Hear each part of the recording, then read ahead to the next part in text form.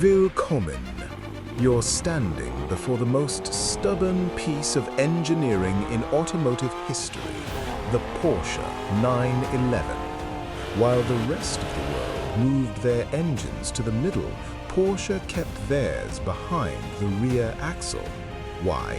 Because they mastered the physics, while the tourists simply gave up.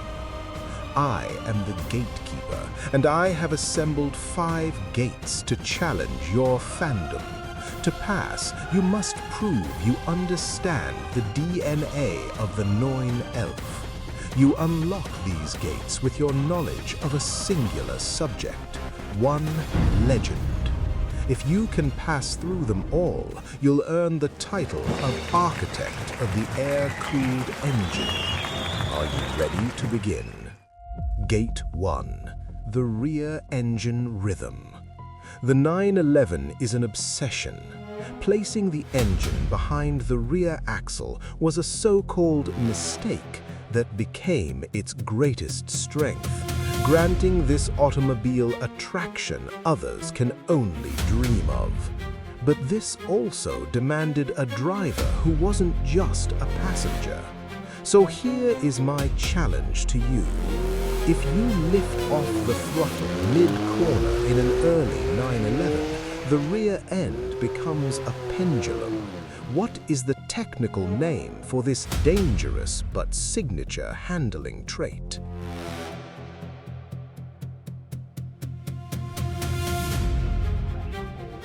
It's called the lift-off oversteer, also known as the snap oversteer. It's the physics of a swinging hammer. In the early days, lifting off the gas meant the weight shifted forward, the rear lost grip, and you'd find yourself looking at the road you were just on, usually from a ditch. With that in mind, let's move on to Gate 2, the air-cooled soul. For 34 years, the 911 didn't need a radiator. Instead, it breathed the air. Purists will tell you the soul of the 911 died in 1997 when Porsche added water to the mix. But this isn't exactly correct. You see, the soul isn't in the coolant, it's in the geometry. To proceed, you must identify the heart. The 911's engine configuration has remained horizontally opposed since 1963. Tell me, what is the specific name for this layout where the pistons punch toward each other like fighters in a ring?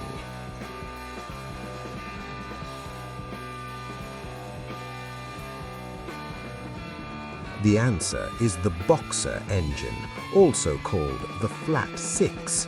It keeps the center of gravity pinned to the tarmac, ensuring the 911 dances while other cars merely turn. Has your engine stalled, or are you just getting warmed up? Gate 3. The silhouette. Most cars follow fashion. The 911 forces trends to follow it. Look at the fly line, that immortal curve from the roof to the tail. It has remained virtually unchanged for 60 years. It is the most recognizable shape in motoring history. To pass this gate, you must tell me what was the original internal 3-digit code for the first generation silhouette.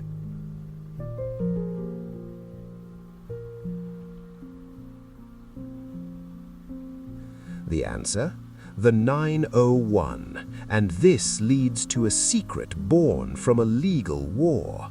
Yes, in 1963, this car was the 901, but the French automaker Peugeot threatened to sue. They claimed exclusive rights to any car name with a 0 in the middle. Porsche was forced to pivot.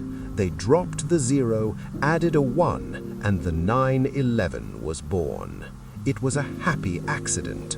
The 901 was the blueprint, but the 911, that was the brand that conquered the world. Gate 4. The 5 dials. Inside a 911, Tradition is law. Since the beginning, the driver has looked through the steering wheel at 5 distinct dials, but one dial matters more than the others. We don't care about the radio or the clock, we care about the heart. To move through this gate, tell me, in every 911 ever made, which specific gauge is placed at the center of the instrument cluster?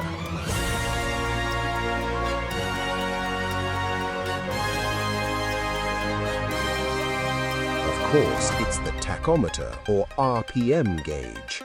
In a 911, the engine's speed is the only truth that matters. By putting the tachometer front and center, the driver can be assured he is always in sync with the power band, even at the edge of the red line. By now, you are ready to start the race, which leads me to Gate 5, the left-hand start. Everything about this automobile is born from the track. Porsche doesn't put the ignition on the left just to be different. It's because the vehicle is designed to win. While the rest of the world has moved to generic start buttons, the 911 continues to keep the ignition on the left. I'm sure you know the answer as to why, so tell me, this traditional ignition placement is a tribute to which iconic 24-hour endurance race?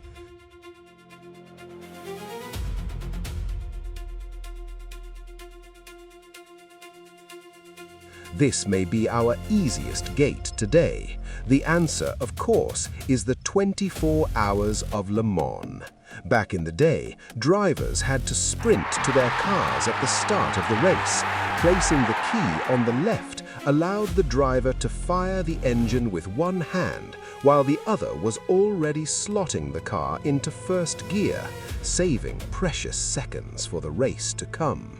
You've traced the fly line. You know why the key is on the left. You've earned your seat in pole position, for the moment at least. But now, your 911 idles in front of the final gate. And to pass it, you must give me a genuinely considered response. As we move into the digital age, with hybrid motors and screens replacing dials, tell me, does the 911 of today still carry the DNA, or has it become too perfect for its own good? Leave your thoughts on this matter in the comments. I'll be watching, I'll be reading, I'll be seeing who actually understands the evolution of the 911 and who is just a tourist chasing a badge. I might even deign to reply. I am the Gatekeeper. Subscribe, step up, and prove your fandom.